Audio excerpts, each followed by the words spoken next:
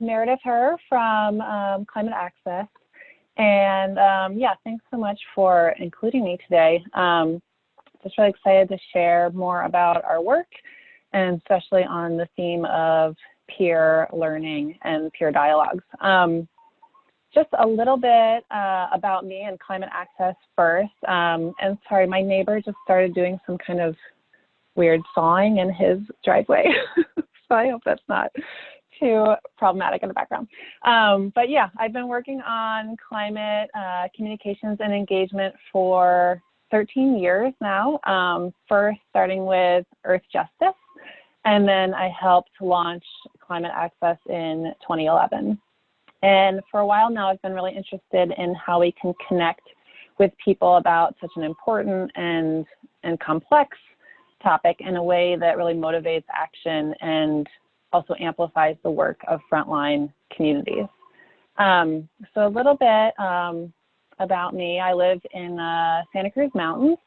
So climate change is kind of increasingly more personal for me.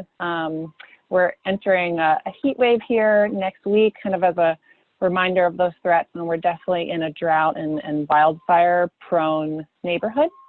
So sometimes see flames dropping water from our deck a couple years ago, which just brought everything kind of very real and personal. I have a 5-year-old and a 2-year-old.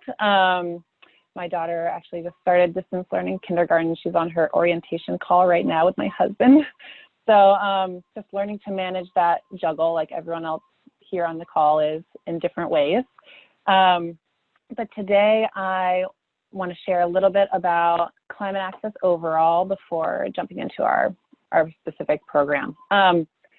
So I also wanted to say, I guess, when I share about the program too, the challenge, Melissa said, and Sean were talking about sharing a challenge, something I want everyone to keep in mind too when I'm talking about our work is really shifting from what was a very much an in-person program to now an online peer dialogue program with our current COVID circumstances. So that's kind of the crux and the challenge that we're focused on. But in terms of Climate Access, if you're not familiar with us, we're a nonprofit. We're focused on building support for climate solutions by developing effective communications and engagement strategies. So communications and engagement is really our niche and what we focus on. We have 3,500, or a little over, I guess now, 3,500 members. Those are individual, not organizational members. So a little more than 3,500 members, and they're mostly from nonprofits and also the public sector. We have a lot of government members. It's kind of a unique aspect of our network. And then we also have academics and consultants who work with those other sectors too. Our work in terms of guidance is primarily focused on the US and Canada, but our membership model is open to folks anywhere. So we do have a lot of international members too. We have about 63 countries represented in the network. So yeah, when we develop our guidance, it really is US and Canada focused. So we've developed communication strategies and trainings for a lot of different nonprofits and other networks throughout the years, including like the Global Gas and Oil Network, USDN, the National Estuary and Research Reserve System. So we're working with a lot of groups. And on our site, you'll find a resource library. This is where we gather climate communications and engagement resources. We have polling and social science articles, case studies that we've developed and have been developed by others, tip sheets that we put together to really help kind of translate some of those bigger social science findings into actionable tips and tools that folks can use and apply to their outreach campaigns, and then also an archive of our roundtable conversations and webinars. And we have those organized into collections, and there's also a search function where you can filter based on like strategic approach or skill level to find those resources. So that's a popular part of our offerings also. And then we also produce our own publications. This is a group of the publications that we've produced, mostly focusing on best practices for climate communications and engagement. And then we have a few different programs that we run. One of them is Look Ahead. This is from our Look Ahead project that we launched with Hermosa Beach in Southern California early this year. We got it right before COVID. And it's where we partner with local governments and really create an immersive 360-degree VR experience, which is really cool, where we show the risks of sea level rise in familiar places in neighborhoods so that folks can come and see those visualizations of how climate change is projected to potentially influence the places that they care about and love. But then we also show what those places would look like if climate action is taken. So we show solutions as well as impacts. And that's a model that we've created for a number of different cities and countries around, a number of cities and counties around California. And we're excited to expand that to other counties and cities as well. That's another program. I'm not going to delve too deeply into that today, but it's also a program that has been affected by COVID, since no one wants to be sharing the same VR headset at a farmer's market with strangers the way we were doing before this all started. So that model is something that we are thinking about how to shift that to be more of an online component as well. But today I'm going to be mostly talking about climate community leaders. That's another really fun program that we are launching, or that's been kind of in a pilot project mode, and we're looking to expand it to other locations. It's a program where we focus also with local governments, this time to provide training and resources to community members to really help them engage their peer networks in taking climate action. So we know that a lot of folks who are vulnerable to climate impacts face barriers to participation in the planning process, whether that's due to income or race, health, language, various other factors. And then we also know that a lot of folks who are even in a position to get involved or ready to get involved often aren't even sure kind of where to plug in or have meaningful impact. So the program creates an opportunity for frontline communities to help shape local climate policy and work with the city to build resilience. So the Climate Community Leaders program grew out of a program that we created with the city of Boston called the Greenovate Boston Leaders Program. And that was to provide frontline communities with the tools and support they needed to develop those community-led resilience solutions. So what the program does is that it connected with a group of community leaders. These were folks that had really deep connections to the neighborhood already. So folks that are already really active members of the community. And we focused on the neighborhoods that were most at risk for climate impacts around Boston. We invited those leaders to partner with the city and to help raise awareness of climate impacts, and then in turn to activate their own networks and facilitate peer dialogue sessions. So the goals of the program were to raise awareness of those impacts, as I said, especially in those neighborhoods that were most at risk from sea level rise, and then to bring those concerns back to the city so that the city could involve community members in resilience plans. So the leaders were trained to facilitate those dialogues and action planning sessions. They reached out to friends and family members, colleagues and neighbors, folks in their churches and other types of community groups that they were already involved in. And then through the program, the participants were, those community members that participated in those dialogue sessions were mobilized to take really tangible steps to increase community and personal resilience to climate change. So before we even launched the program, though, we wanted to be sure that it was going to resonate with folks in those neighborhoods, especially for people who hadn't been kind of traditionally involved in the planning process. So we went to those 8 neighborhoods and we reached out to leaders that had really strong neighborhood ties, like I mentioned, and we made sure to have a strong equity lens when we did that outreach. And the city was really clear on that with the recruitment, and they had a dedicated community manager who worked with environmental justice groups in Boston to invite leaders to participate, which was great. And we interviewed 35 folks, and we also held an in-person design workshop so that we could hear what would be effective for different stakeholders before we even got started with any of the dialogue sessions themselves. So the first thing that we heard in those design sessions was, don't just come parachute into our community. And so we were sure to work with the city to co-design the program with the leaders. And that was really key to build those relationships and to respect local expertise, really recognize that people are experts in their own neighborhood context.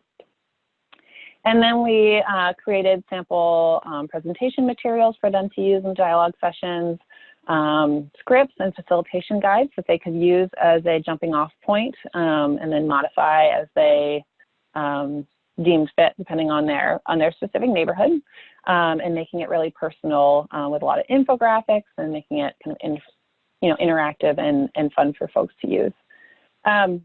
And then we made sure to create a space for that peer-to-peer problem solving. So really not loading it up too much with presentation time, but making sure there was time for folks to share their own concerns about the threats that they were either already seeing or that they were worried about, and then also their ideas for solutions that would be effective in their neighborhood.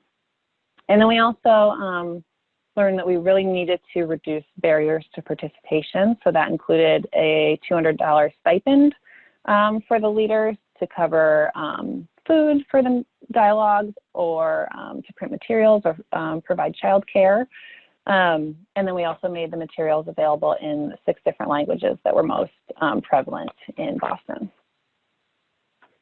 So after the first couple cohorts ran their dialogue sessions, we gathered feedback from the leaders and from the participants, and folks were really appreciative of that partnership model. So that was really great, and especially having that design workshop at the outset. So making sure we were going about that piece in a way that that folks were feeling comfortable with. They were happy with the facilitation tools, and they really valued coming together to tackle challenges. Something that folks mentioned in the feedback was that they sometimes feel isolated in their neighborhoods, or they were concerned about it but didn't realize that other people were concerned about these things. And so it's just really the opportunity to gather together. And that's something I also want to flag maybe for a discussion of our post-COVID reality here, of just that idea, if folks were really valuing this because they were feeling isolated, how do we provide those opportunities virtually to continue to overcome the isolation that is even more heightened now? So yeah, it was a chance for folks to share concerns, but something that folks were critical of that we worked on was that they were kind of already aware that a lot of folks were already aware that there was a problem. And so they wanted less focus up front on impacts. And so they wanted more of the presentation and discussion to be around what the city was already doing in terms of adaptation planning and mitigation planning, and then how they could fit into those plans. So based on that feedback, we redesigned the program to focus more on action and advancing solutions and really helping folks create those personal climate action plans. So we stepped back some of the information about impacts, out of the facilitation guide and the presentations, and we created these 5 action pathways. And what it really was like a menu of options where folks could identify and take clear steps. And no one group was doing all of these. So it was, maybe a group was really excited about, say, prepared city, and so they would, under that, they would request a tree being planted on city property to increase shade in there and protect the communities from heat waves. And so people kind of were able to plug in at different points rather than feeling like you had to work from one end of the pathways to another. And so that was a popular way for folks to kind of understand how they could plug into what the city was already doing at different points of the process. And so the Climate Community Leaders program has been really successful so far in Boston, and kind of increasing awareness of impacts, as I said, but also awareness of solutions. and folks saying that those action pathways really made it easier to know how to get involved when before they weren't kind of sure where they could plug in. And we also saw that the city was able to take some of the ideas that were coming up in those dialogue sessions and applying it to their work too. So the Boston Public Health Commission actually updated their extreme weather response protocols after hearing personal experiences from those community members and the experiences they were having with severe storms. And so also, you know, just the value of building those stronger community relationships between each other and then also between community members and the city was really powerful. And then establishing some new social norms, like folks incorporating emergency preparedness into their day-to-day lives, or becoming more aware of some zero waste activities that they could participate in. And so program's a little bit on hold now with COVID. The 6th cohort was just getting started in March, but so far program has trained 300 leaders and hosted more than 100 dialogues and engaged close to 3,000 community members in Boston. And if you want to dig deeper, we do have a case study in our resource hub that I mentioned earlier. And now we're really looking to expand. That was kind of a real pilot project. And so we're looking to take that model and expand it to other cities and other contexts. So we're working with City of Cambridge right next door to run another version of the program. And this time, you know, thinking about how we could do that in a virtual way. And so, yeah, our key challenge now is really just thinking, you know, how do we adapt those in-person dialogue sessions to an online format? Obviously, there's Zoom, and we're also exploring other online platforms like Bang the Table, and there's a couple others, but just really open to suggestions, kind of not just maybe technical tools, but ways to facilitate by kind of really productive, interactive, peer-based dialogues with community members that would be meaningful for folks in a virtual space. So that's kind of what we're thinking about now, of how to take what was a really powerful in-person dynamic and shift it online for the time being. So I think that is where I will leave off for questions. Thank you, Meredith.